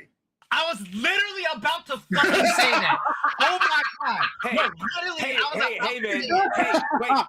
But like some people swear they're Olympic athletes when they watch the Olympics and judge the people in the True. Olympics. True.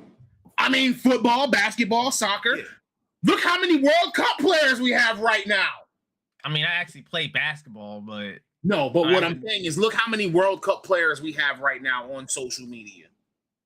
Just because they're Yeah. watching Yeah, the that's World Cup, wild. they're in It's it, like, right? I don't need to watch Sports Center. I can just You're look at not a I can video just go on gamer. Facebook commentary. You're not a gamer because you watch it. You're a gamer because you're not a gamer because you watch it. I'm gonna put it if like I that. watch people Because you're Mountain taking Climb, that medium and you're watching it for free instead of supporting, putting your voice in, spending your money, voting, etc. You're probably, if you watch the game, you're probably one of those people who made fun of gamers 10 years ago yeah. because you still won't pick up a controller.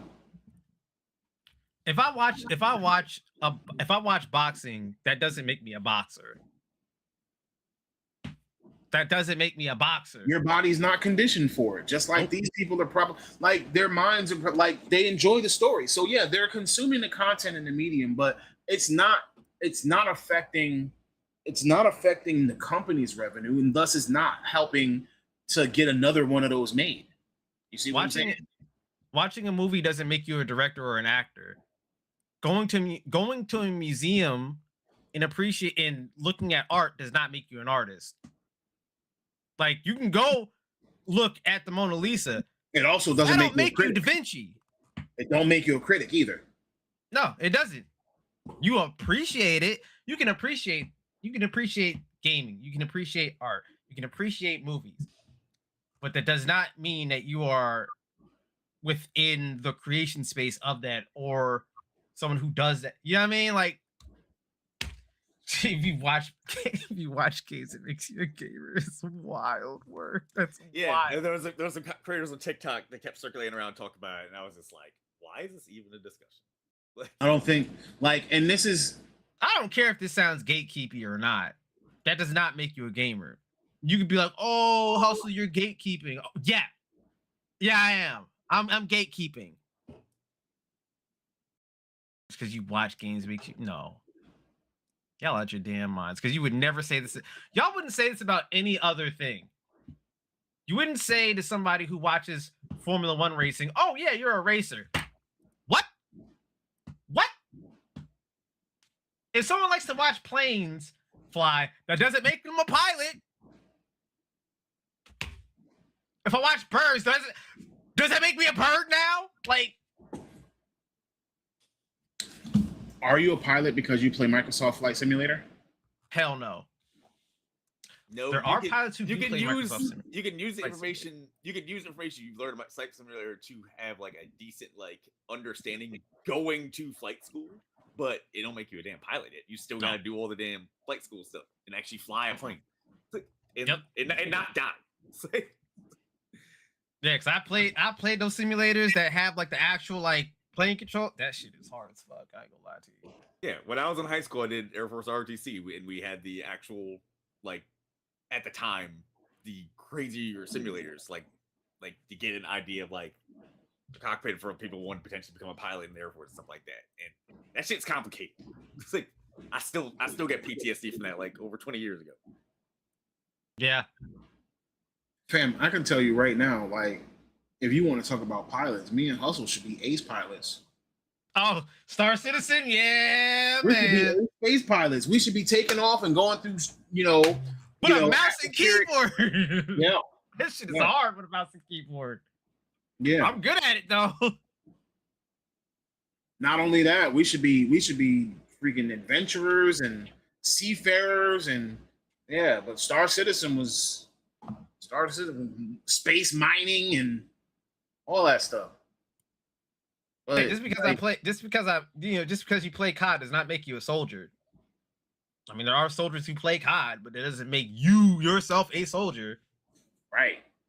I guarantee you run in a room with about 20 people that all got guns. You are not walking out that alive. And I can assure you, just because you play COD doesn't mean you know how to shoot a gun. First time that is very true. First time I ever fired a gun, that was a different everything on the body. Hand shaking and all of that. And this is in a controlled environment.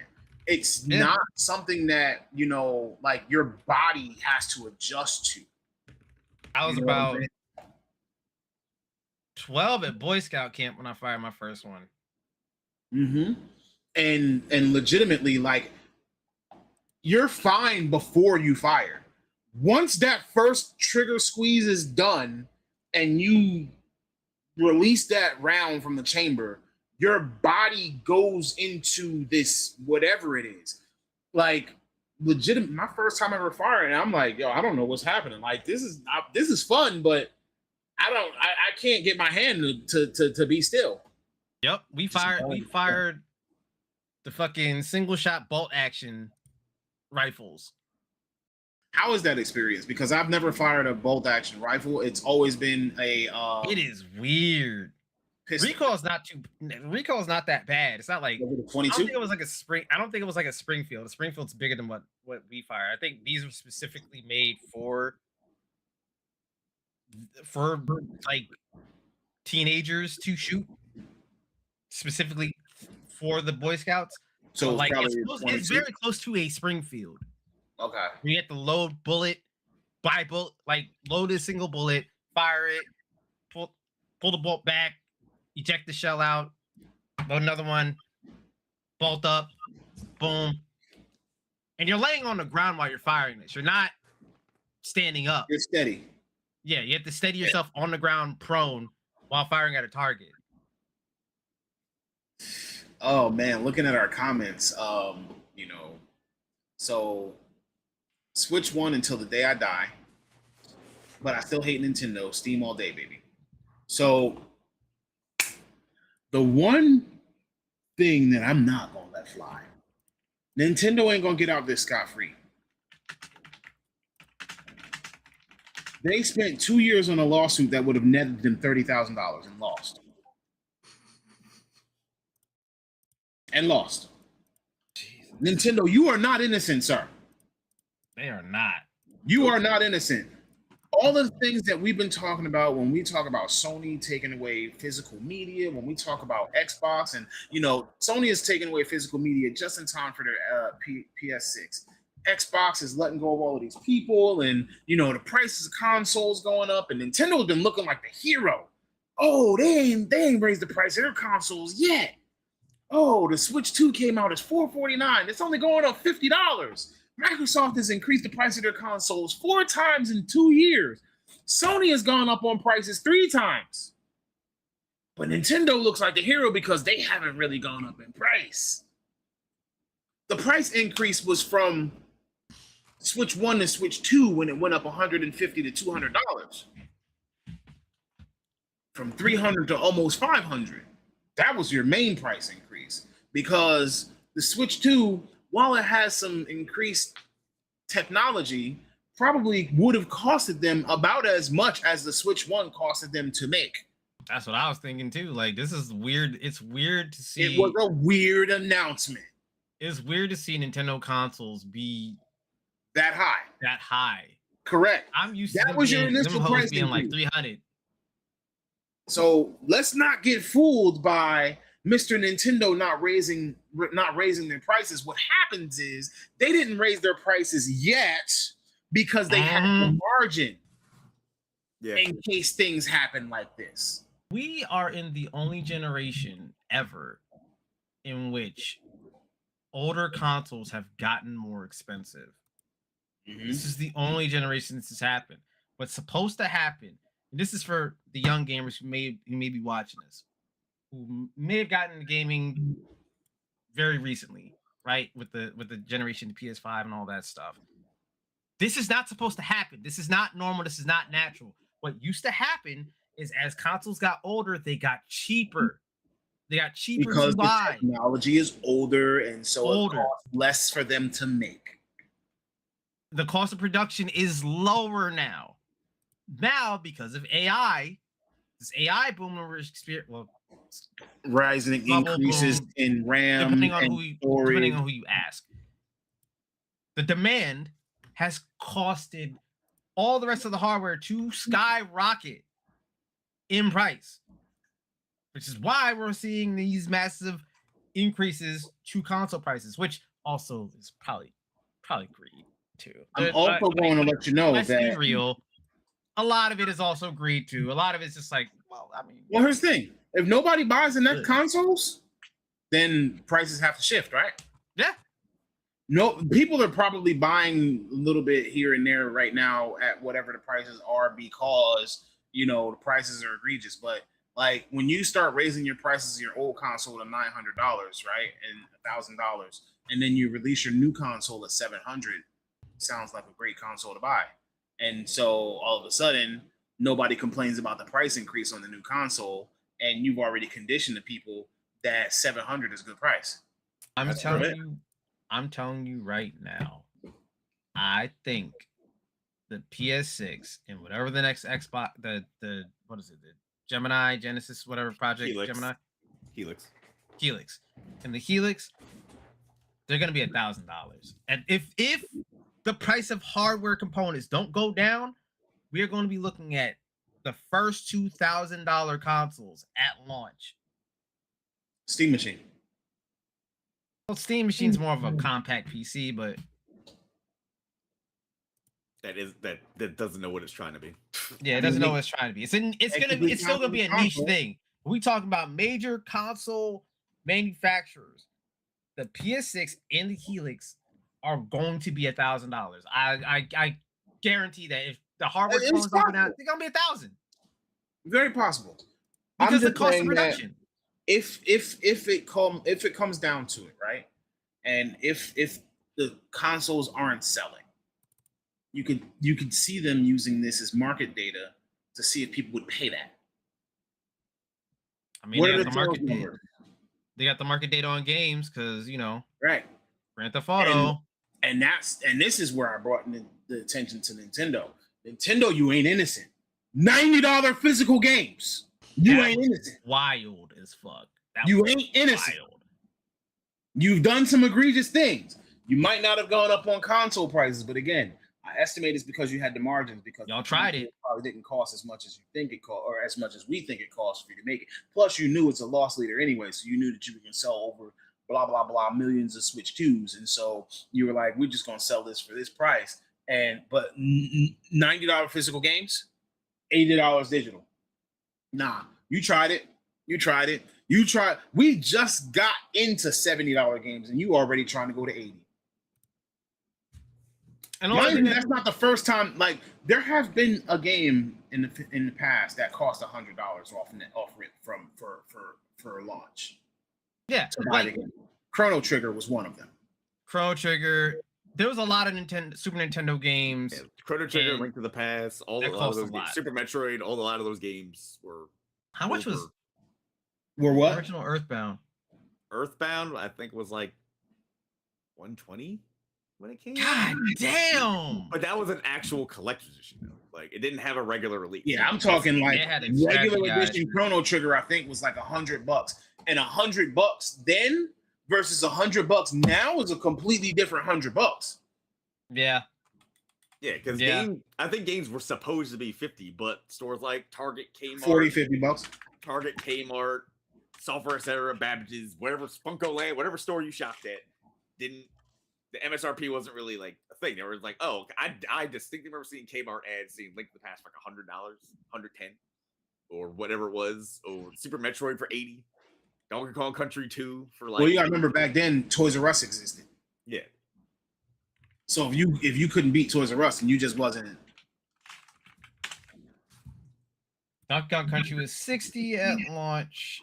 Chrono Trigger was $80 at launch. Good lord, MSRP $80 at launch in the 90s. Was Mega Man X3 at launch. So retail price of Mega Man X3 was originally $70 to $80 at launch. Bro, I remember seeing EB Games. They had that shit for $90. And the funny thing is, like, it was good and bad at the time because there were a lot of games that came out that they didn't give a shit about. Yeah. I remember, and they were brand new. I remember getting Misadventures of Tron Bond, the spinoff to Mega Man Legends, for $25. Yeah. And other obscure games like Rising Zan, that hack and slash game for PS1, got that for like $20. But that was like, these games we're just putting out that probably aren't gonna sell that well. So just put it out for whatever price. Yeah. Things were crazy. But now, like, dude, the economy was also better during those times. That's a thing that a lot of people don't understand. A lot of the costs, the economy being better, not we still have the inflation because people didn't make as much. They didn't make as much, but everything didn't cost as much as it does now in terms of like comparative cost of living, right? The cost of living in the 90s was much lower than it is today. The average cost of a house in the 90s was like what? Maybe $50,000, $80,000-$90,000. Average cost of a house, not a 25-year mortgage or a 15-year mortgage. Yeah, I want to say it was somewhere around $80,000-$90,000. Let me see. The average cost of a house right now is somewhere around $300,000-$400,000. Yep. Of a house in the 90s. About 100,000. I was close. The average cost. Yeah. But our federal minimum wage hasn't gone up since the 70s or the Federal 80s. minimum wage has increased. Federal minimum wage went from $5.15 up to $7.20. It's been $7 for like 30 years though. No. I mean, maybe, but no. When I was in high school, it was $5.15. I know this. Talking because I made federal that. though. I'm talking Not- federal. You can't have a state minimum wage under federal minimum wage. You know what I'm saying? It went up in like 2000 and something. Hold on.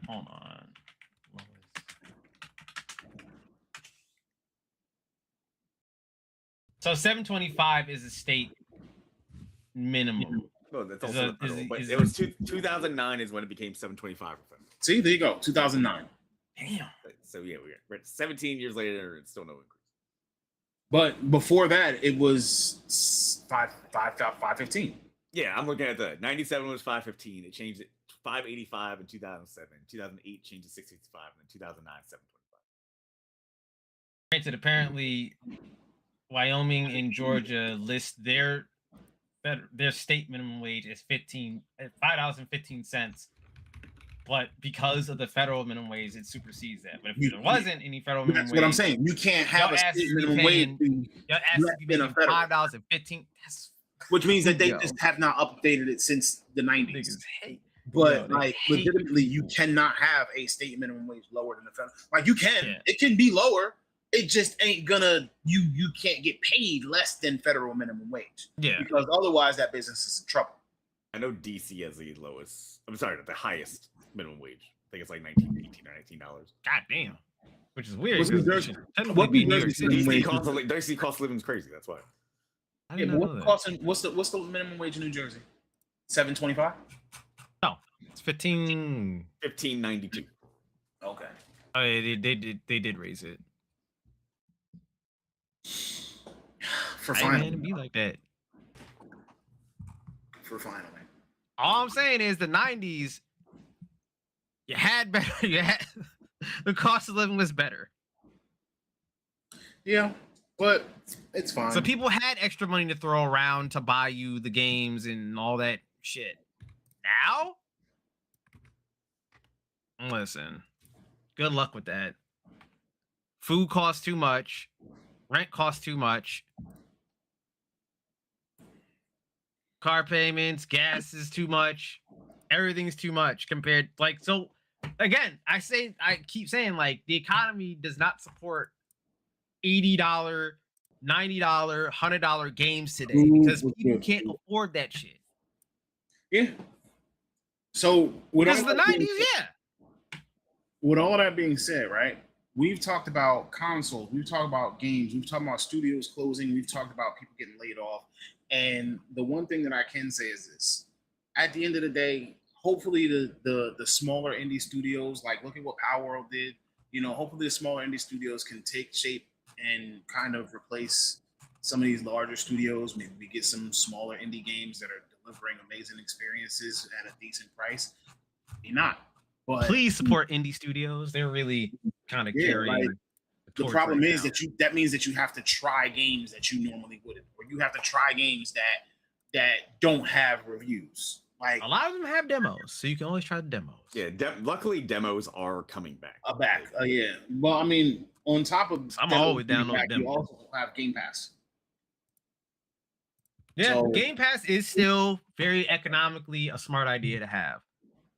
The thing, it's still a thing. So I mean, if you have an Xbox or if you have a computer, a PC, like try Game Pass. You can experience a bunch of different games, and developers still get paid off of you playing it on Game Pass. So by all means, try Game Pass. If you have a console, then very often they have demos and platform videos. If you want to check out gameplay, you can check out YouTube if they don't have a demo or something. But I definitely recommend trying some of these indie studios because these indie studios have been coming out with bangers that you really wouldn't expect. And they're better games than what you understand. Like, look at Expedition 33. Like, over the past couple of years, look at how many different smaller or technically indie style studios have won Game of the Year or won awards at the Video Game Awards or even any other award show, or even just been nominated for Game of the Year. Yeah, like getting nominated is a big thing because like that's a wide field, and this gaming industry is becoming wider and wider because the games are still getting better.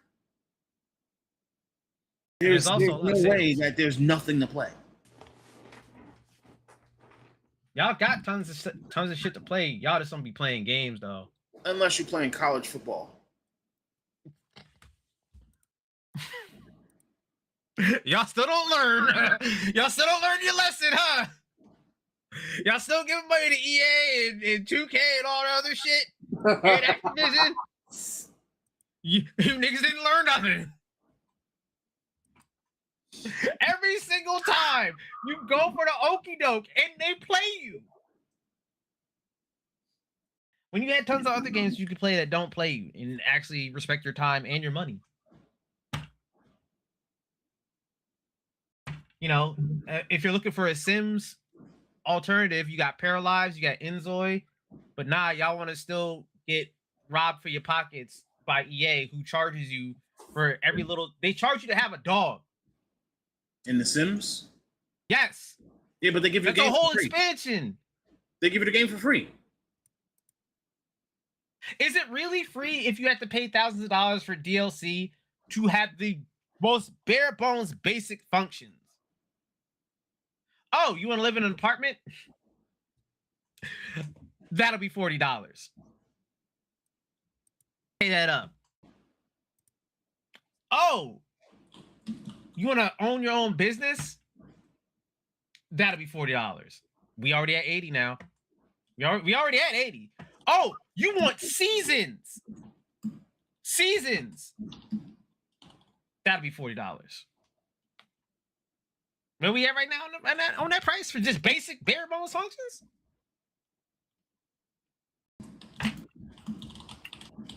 Oh, you want to be able to build an apartment or a rental property and rent it out? $40. So they give you the game for free. But if you want basic functionality, oh, if you want to go on vacation, that's $40 as well too, by the way. The feature to go on a vacation in The Sims costs money. You don't get nothing for free in The Sims. Guess who you do get that for free at? Paralives, and you get it for free in Inzoi.